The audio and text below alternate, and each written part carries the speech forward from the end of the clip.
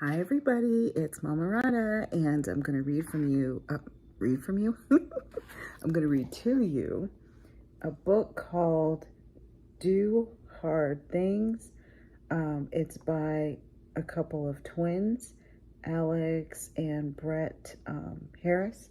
Anyway, it's a fantastic book, and it's something that I used with the Children's Church to do some great facts in history and just to bring about attention to what young people are capable of. They don't even know they're capable of because of the, what's it called?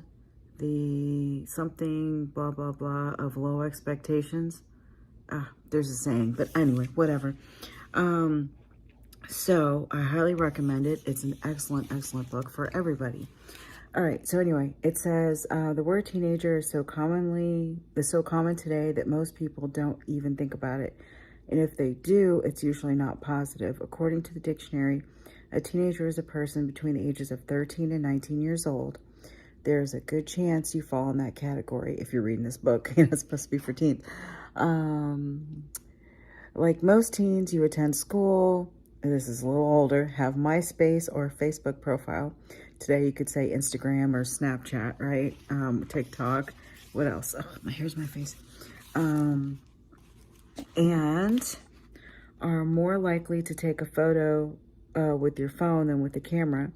But would it surprise you to find out that at one time teenagers didn't even exist? That's right.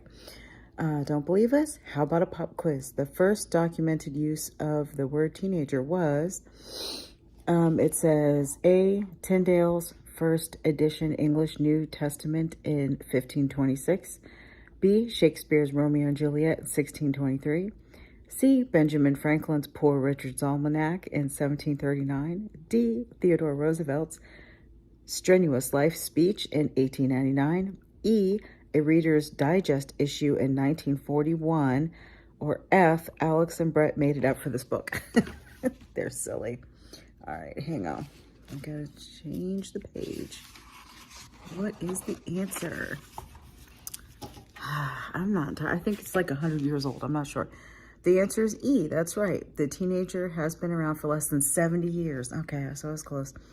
Prior to the earliest 20th century, and really throughout history, people were either children or adults. Family and work were primary occupations of the group we now call teenagers.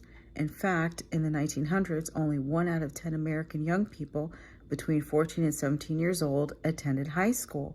One historian, Frederick Heer, writes about that era, focusing on Europe. My hair is sticking to my lips. I'm so sorry. Okay. Around 1800, young people of both sexes could reckon on being considered adults as soon as the outward signs of puberty made their appearance.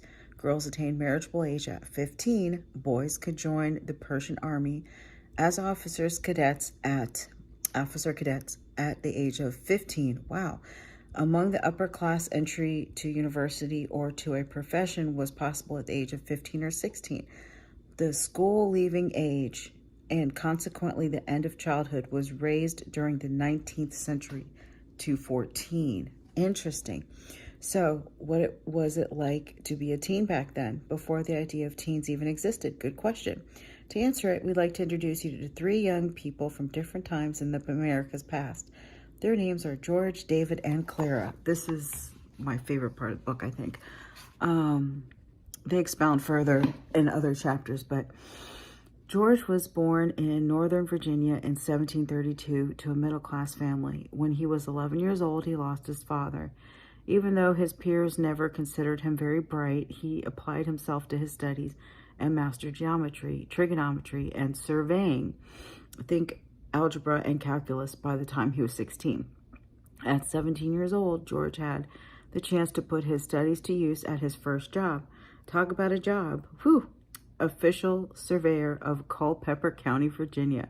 This wasn't a boy's job, and it certainly wasn't office work. For the next 3 years, George endured the hardships of frontier life as he measured and recorded previously unmapped territories. His measuring tools were very heavy logs and chains. George was a man at 17. David was born in 1801 near the city of Knoxville, Tennessee. where his father was serving in the state militia. At 10 years old, David began a career at sea, serving as a naval cadet on the warship Essex. At 11, he saw his first battle. At 12, David was given command of a ship that had been captured in battle and was dispatched with a crew to take the vessel and its men back to the United States. On the journey home, the captured British captain, this is so great, hold on, I'm so sorry. The captured British captain took issue at being ordered around by a 12-year-old and announced that he was going to get his pistol. Out of respect for his position, he had been allowed to keep them. David promptly sent him word that if he stepped foot on the deck with his pistols, he would be shot and thrown overboard. The captain decided to stay below. Oh, I gotta go. I'll be right back, guys.